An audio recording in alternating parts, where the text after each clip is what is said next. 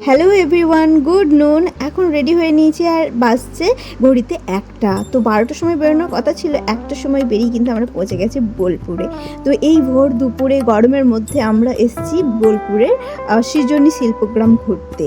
তো এসে এখানে দেখছি খুব সুন্দর সুন্দর জিনিস আছে, যেগুলো কিন্তু মাটির পুতুল, তারপরে বিভিন্ন রাজ্যের সংস্কৃতি, তাদের ব্যবহৃত জিনিসপত্র, আসবাবপত্র, সাজ সরঞ্জাম সবই কিন্তু তুলে ধরা হয়েছে। এটা হচ্ছে পুতুল ঘর। এখানে বিভিন্ন ধরনের পুতুল রয়েছে আর বিভিন্ন ধরনের ছৌ নাচের মুখোশও রয়েছে।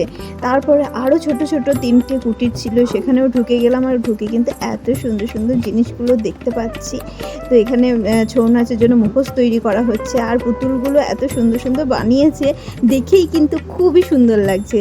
আর এদিকে সমস্ত বাদ্যযন্ত্র, যেগুলো এখনকার দিন খুব একটা দেখা যায় না, তো সেইগুলোকেই সুন্দরভাবে সংরক্ষণ করা হয়েছে যাতে ভবিষ্যৎ প্রজন্ম এগুলোকে দেখতে পারে। আর এখানে খুব সুন্দর সুন্দর শঙ্খর উপর ডিজাইন করা ছিল। আর আমরা সবাই গরমে তো একদম ঘেমে নিয়ে অস্থির হয়ে গেছি।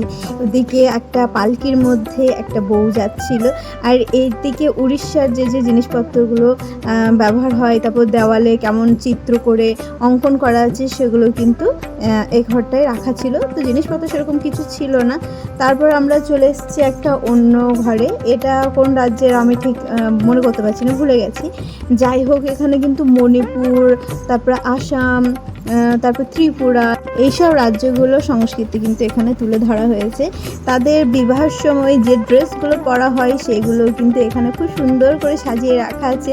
কিছু কিছু ড্রেস দেখে কিন্তু সত্যিই মন ভরে আছে। এই যে বিহু ডান্স হচ্ছিল, এটা হচ্ছে আসামের যে সংস্কৃতি, সেটাকে তুলে ধরা হয়েছে। ওদিকে ছিল ত্রিপুরা, আর এটা হচ্ছে মণিপুরের বিবাহের ড্রেস, মানে বিয়ের ড্রেস। এই যে এটা দেখতেই এত সুন্দর লাগছে, কি বলবো। আর এখানে আন্দামান নিকোবরে যেরকম বাড়ি ঘরগুলো হয় বা রিসর্টগুলো হয়, সেগুলো কিন্তু এখানে একটু তুলে ধরা হয়েছে।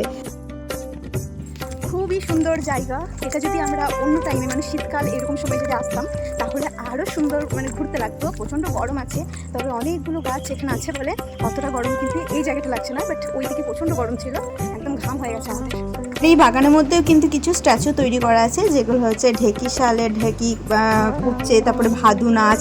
আর এদিকে ছোট্ট ছোট্ট গাছে এত সুন্দর সুন্দর লিচু আম ধরেছে, হাত দিয়ে দেখানো যাবে না, সেই জন্য আমি হাত দিলাম না, দূর থেকে তোমাদেরকে একটু দেখিয়ে দিলাম ক্যামেরা করে। এখান থেকে পিয়ার জন্য একটা কুর্তি নিয়ে নেওয়া হয়েছে, মা একটা ব্যাগ নিল ছোট্ট। তারপর আমরা বেরিয়ে আখের রস খেলাম। এখন চলে এসেছি গীতাঞ্জলির সামনে, কারণ আজকে আমরা দেখবো সিনেমা।